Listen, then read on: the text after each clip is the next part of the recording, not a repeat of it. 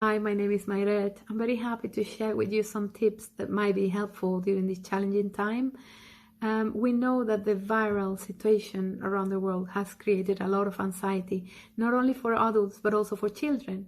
So, how to talk to our children when they're anxious about what the situation is at the moment and what we're facing. It's good to keep calm.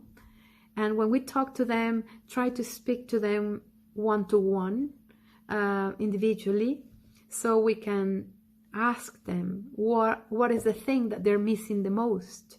To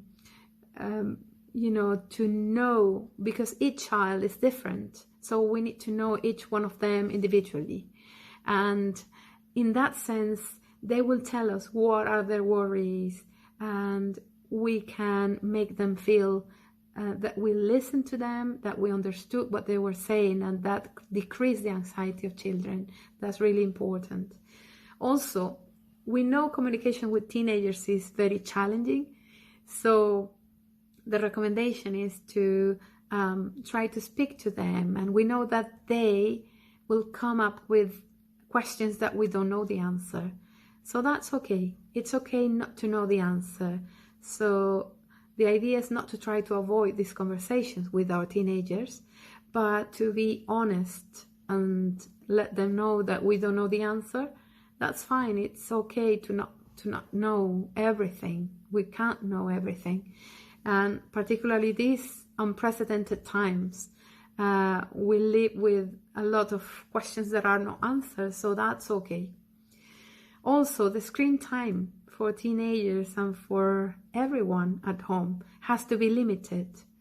It's not good to have the whole day on the screens. So it's good to have, as a family, have like a timetable, a structure that the family can organize around it.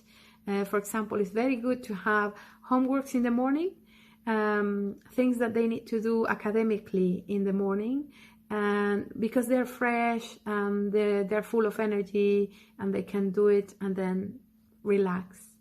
Then it's good to share also activities around the house with them, so they can help the family learn something new, depending on their ages.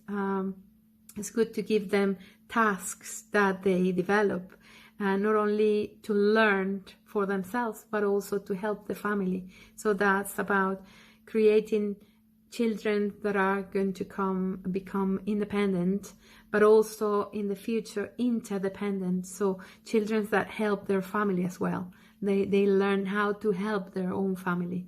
So other things that can help our children is to have like a list of things that they know they can control and things that they don't control.